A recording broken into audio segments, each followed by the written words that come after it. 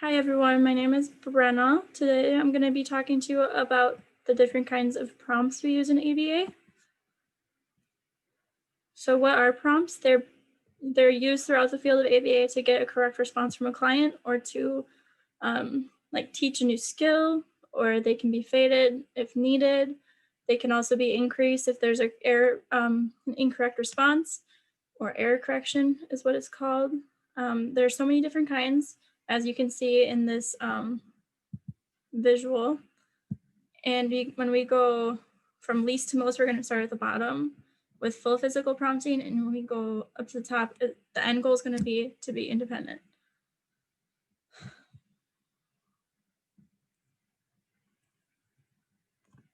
Why do we use them? They're important to teach new skills, like I said earlier. So they promote independence, which is the end goal for pretty much all of our clients, at least to some degree. Prompts are going to be used as a form of error correction, as I mentioned earlier. If an independent response or behavior is not occurring. And then choosing the types of prompts and the format of the hierarchy kind of depends on the client and the skills that are being targeted at that time. So there are 6 overall different types of prompts. We have physical prompts, and within that we have full physical or partial physical. We have verbal prompts, model prompt, gesture prompt, and a visual prompt. And I'm going to go through all the different things that can be used within these types of prompts. To start, we're going to do physical prompts, and these are going to be the most restrictive forms of prompts overall. The most intrusive is called full physical prompt, which is what is pictured here. It's called hand over hand prompting. And then partial physical prompts are going to be slightly less intrusive while still like physically assisting the client, usually at the elbows or the shoulder, but it's not going to be hand over hand. Typically, physical prompts are going to be used to teach a client how to functionally play with toys, how to do a difficult task like washing their hands, daily living skills such as making a peanut butter and jelly sandwich, as you see in the picture. Can be used for safety instructions or teaching a longer behavior chain, such as tying your shoes. A verbal prompt is going to be the next type of prompt that we're going to talk about. Also can be full or partial prompts. Examples of these might be with like social skills, teaching a child to ask for a turn.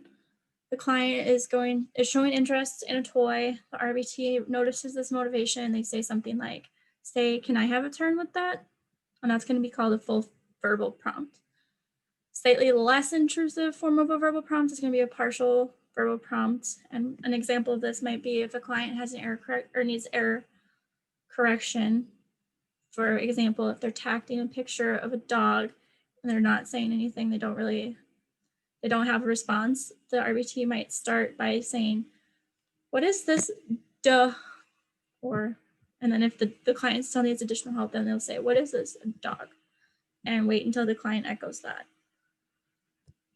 Typically, a verbal prompt is going to be used to teach skills such as manding, tacting, or intraverbal skills. It can also be used to teach social skills, as I talked about with teaching a client to ask for a turn. Next on the hierarchy, we have model prompts, which are simply demonstrating the skill you want to see from your client. Used in tasks such as hand washing again, depending on the phase. Behavior skills training has a big model piece, and other daily living skills such as cooking or folding a shirt.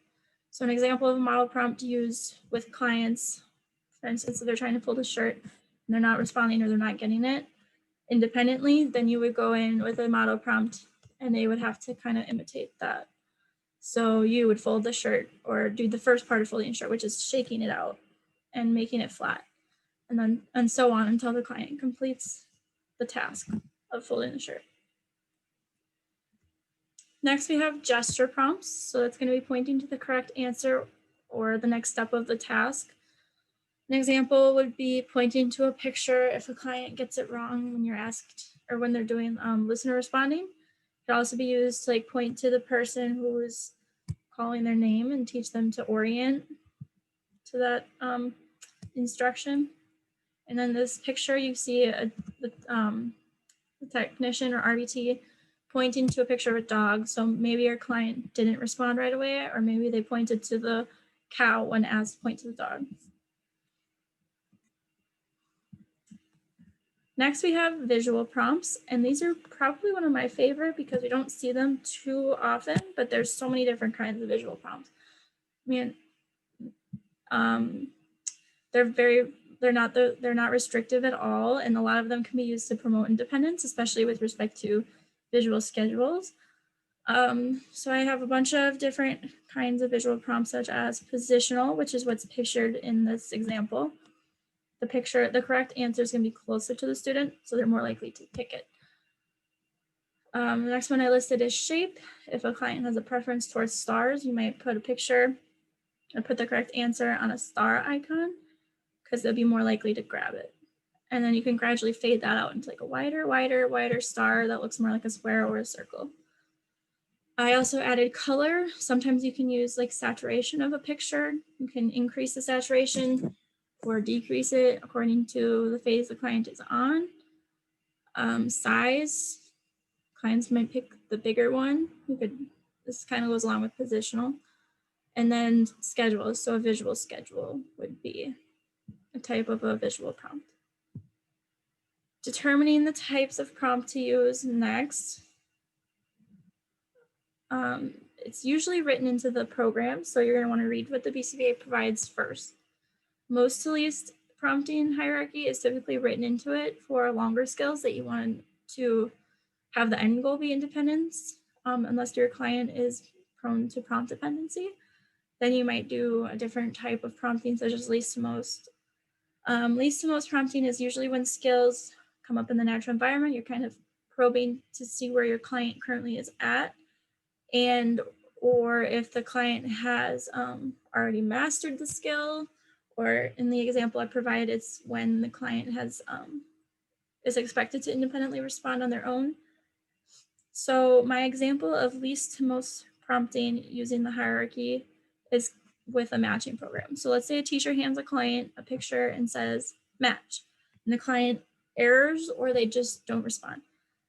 Then the teacher's going to move on to saying the SD again, which is match, and they're going to point to the correct picture. Client still doesn't respond. Teacher repeats match and guides the client at the elbow halfway towards the correct picture. If the client still errors or is engaging in some sort of problem behavior, the teacher will repeat this phrase match and guide the client hand over hand to the correct picture. Hope you enjoyed my presentation. Here are my references.